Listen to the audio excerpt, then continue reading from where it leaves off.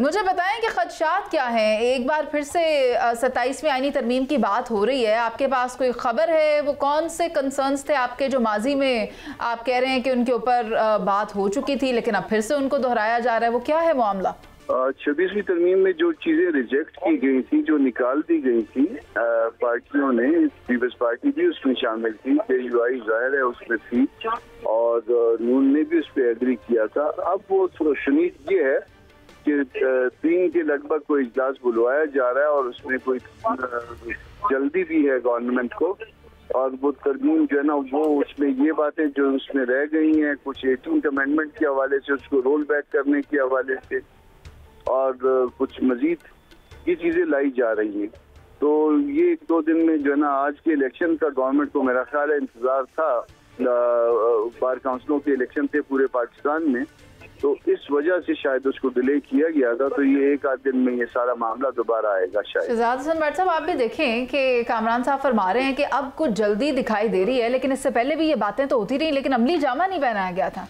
दुरुस्त कह रही है मुनीज़े, 27वीं आईनी तरमीम की हुकूमत को बहुत जल्दी है। हाँ, ये बात कामरान साहब ने दुरुस्त फरमाई है और इसकी तैयारी तो 26वीं आईनी तरमीम के बाद ही शुरू हो गई थी। जैसे अभी सेनेटर कामरान मुर्तज़ा साहब ने कहा कि कुछ चीज़ें रह गई थी, लेकिन मैं तबसरा करने के बजाय कामरान मुर्तज़ा साहब, वो कौन सी चीज़ें थी जो रह गई थी? रह नहीं गई थी, निकाल दी गई थी, हमने निकलवाई थी, जिसमें मिलिट्री कोड था, जिसमें आर्टिकल 199 का जो स्कोप था, जिसमें हाई कोर्ट्स के इख्तियारात थे, उसको कम करने जा रहे थे, वो रह गई थी, उसको दोबारा लाना चाह रहे हैं। आर्टिकल 200 में जो जजेस की ट्रांसफर, हाई कोर्ट के जजेस की ट्रांसफर, इस हवाले से जो हमने अपोज किया था उसको सख्ती के साथ वो लाना चाह रहे हैं।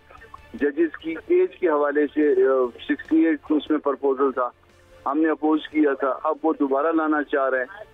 तो इसमें बहुत सी चीजें, आप असल शक्ल तो उस वक्त आएगी जब आपको ब्लैक एंड व्हाइट में चीजें मिलेंगी, मगर जो है ना ये सुना जा रहा है कि ये सारी चीजें जो है ना सब वापस लाने की कोशिश की जा रही है और इजलास भी जो है ना वो 1-2-4 दिन के अंदर होगा। कामरान साहब, ये बताइए कि क्या मामलात सिर्फ जुडिशल फ्रेमवर्क के हवाले से ही कंसर्निंग है या फिर उसके अलावा सूबों की तकसीम और नए सूबों की तामीर के हवाले से भी बात होगी? सूबों के हवाले से भी कोई बात सुनने में आ रही है। अब मैं कंफर्म ये बात नहीं कर सकता। अब फर्ज करिए कि मैं कहता हूँ कि सोमवार को ला रहे हैं, ये सोमवार छोड़ दें, अब इसके बाद मंगल को ले आए, तो ये भी मुमकिन है।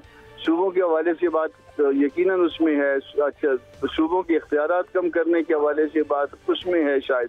तो ये चीजें हैं, मगर ये सब कुछ ब्लैक एंड व्हाइट में जब सामने आ जाएगा फिर उसके बाद जो है ना, कामरान साहब, जब आपके पास मुसद्दका मामलात की खबर ही नहीं थी तो फिर आप ये क्यों कह रहे हैं कि 3 तारीख को ब्लैक एंड व्हाइट में पेश कर दिया जाएगा? मुझे नहीं पता कि उसके अंदर सूबों की बात होगी या नहीं होगी, या फिर आप सिर्फ जुडिशल फ्रेमवर्क के हवाले से बताना चाह रहे थे कि इसके ऊपर काम ना करना, हमने पहले भी निकलवा दिया था। मसला क्या था, जरूरत क्या पेश आई है बात करने की जब हतमी तौर पर हमारे पास कंफर्म्ड इंफॉर्मेशन ही नहीं है इस बारे में?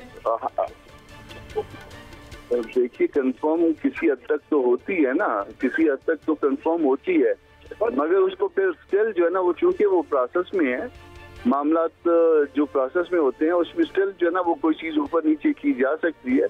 तो फिर आप ये कहें कि जी आपने ये कहा था मगर उसके अंदर से ये निकल गया, जैसे 26 अमेंडमेंट में 58 क्लासेस थे, बाद में रहते रहते जो है ना वो गवर्नमेंट के 20 क्लासेस रह गए, वो भी डाइल्यूट होके।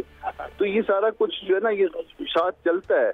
20 क्लासेस में उसके बाद 1 क्लास जो है ना एनवायरनमेंट के हवाले से आया, 5 क्लास हमारे हवाले से आए। तो ये सारा कुछ जो है ना, ये जब चीजें तैयार हो रही होती है तो ये सारे मामलात इस तरह से चलते हैं।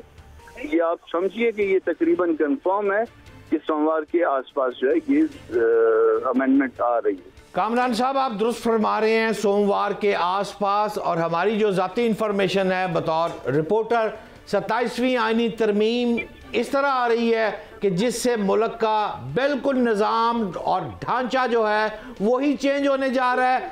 आपसे ये जानना चाहता हूँ इससे थोड़ा सा आगे चलकर कि आपके पास PTI का एक वफ्द भी मौलाना फजल रहमान को फवाद चौधरी और शाह महमूद कुरैशी मिलने आ रहे हैं, वो भी आपसे हेल्प चाह रहे हैं, और आप जिस कद काठ के लोग हैं मौलाना फजल रहमान साहब और आपकी पार्टी, वो तो ये मसाइल को पाकिस्तान को हल करने में इस वक्त क्या कर रही है? जी सर। जो दोस्त आ रहे हैं उनको सर आंखों के ऊपर मसला ये है कि एक दफ़ा चीज़ें ब्लैक एंड वाइट में आ जाएं, शेयर हो जाएं, फिर हम उस पर अपना व्यू पॉइंट देने में ज़्यादा जो है ना बेहतर तौर पे आज़ाद भी होंगे। फिर जो मिलने के लिए आ रहे हैं, जाहिर है कोई एक तो मिलने के लिए नहीं आएगा, एक से ज़्यादा लोग आएंगे, अलग अलग पार्टियां आएंगी। फिर उसके बाद करना क्या है ये पार्टी में बैठ के डिसाइड करेंगे और फिर उसके आपको जो है एतमाद में भी लेंगे। आप समझते हैं कि पीटीआई और मौलाना फजल रहमान के ना होने के बावजूद हुकूमत मुस्लिम लीग नून और पीपल्स पार्टी इस पोजीशन में आ चुकी है कि वो 27वीं अमेंडमेंट खुद ही पास कर लेगी? एम आई राइट और रॉन्ग सर? आपको याद होगा कि जब 26वीं तरमीम थी तो भी जो है ना वो उनके पास मेंबर्स पूरे हो चुके थे। वो सिर्फ बात सवाल जो है ना वो बाकी जो रह गया था वो लेजिटिमेसी का रह गया था, क्योंकि उन्होंने पीटीआई के मेंबर्स जो है वो तकरीबन 13 थे तादाद में, वो उन्होंने बंदोबस्त उनका कर लिया हुआ था। तो अब हम कोशिश करेंगे जितना इसको जो है वो या अपोज कर सके या दुरुस्त करवा सके, मगर एक दफ़ा ब्लैक एंड वाइट में चीज़ों को सामने आने दीजिए ताकि वो पार्टी का वर्जन, एक मेरा ज़ाती वर्जन हो सकता है मगर पार्टी का वर्जन भी फिर आपके सामने रखेंगे। ठीक है, बहुत शुक्रिया आपका। सेनेटर कामरान मुर्तज़ा साहब साथ मौजूद थे और उनका यही कहना था कि ये मेरा वर्जन है लेकिन जमात का जो वर्जन है वो आने वाले वक्तों में ही सामने आएगा और उम्मीद ये की जा रही है कि जो ड्राफ्ट है वो पीर के रोज़ गालिबन पेश कर दिया जाएगा। तो फिर देखते हैं इसके ऊपर क्या पेशरफ्त होती है। पीटीआई का एक वफ्द भी मौलाना फजल रहमान को फवाद चौधरी और शाह महमूद कुरैशी मिलने आ रहे हैं, वो भी आपसे हेल्प चाह रहे हैं। और आप जिस कद काठ के लोग हैं मौलाना फजल रहमान साहब और आपकी पार्टी, वो तो ये मसाइल को पाकिस्तान को हल करने में इस वक्त क्या कर रही है? जी सर। जो दोस्त आ रहे हैं उनको सर आंखों के ऊपर मसला ये है कि एक दफ़ा चीज़ें ब्लैक एंड वाइट में आ जाएं, शेयर हो जाएं, फिर हम उस पर अपना व्यू पॉइंट देने में ज़्यादा जो है ना बेहतर तौर पे आज़ाद भी होंगे। फिर जो मिलने के लिए आ रहे हैं, जाहिर है कोई एक तो मिलने के लिए नहीं आएगा, एक से ज़्यादा लोग आएंगे, अलग अलग पार्टियां आएंगी। फिर उसके बाद करना क्या है ये पार्टी में बैठ के डिसाइड करेंगे और फिर उसके आपको जो है एतमाद में भी लेंगे। आप समझते हैं कि पीटीआई और मौलाना फजल रहमान के ना होने के बावजूद हुकूमत मुस्लिम लीग नून और पीपल्स पार्टी इस पोजीशन में आ चुकी है कि वो 27वीं अमेंडमेंट खुद ही पास कर लेगी? एम आई राइट और रॉन्ग सर? आपको याद होगा कि जब 26वीं तरमीम थी तो भी जो है ना वो उनके पास मेंबर्स पूरे हो चुके थे। वो सिर्फ बात सवाल जो है ना वो बाकी जो रह गया था वो लेजिटिमेसी का रह गया था, क्योंकि उन्होंने पीटीआई के मेंबर्स जो है वो तकरीबन 13 थे तादाद में, वो उन्होंने बंदोबस्त उनका कर लिया हुआ था। तो अब हम कोशिश करेंगे जितना इसको जो है वो या अपोज कर सके या दुरुस्त करवा सके, मगर एक दफ़ा ब्लैक एंड वाइट में चीज़ों को सामने आने दीजिए ताकि वो पार्टी का वर्जन, एक मेरा ज़ाती वर्जन हो सकता है मगर पार्टी का वर्जन भी फिर आपके सामने रखेंगे।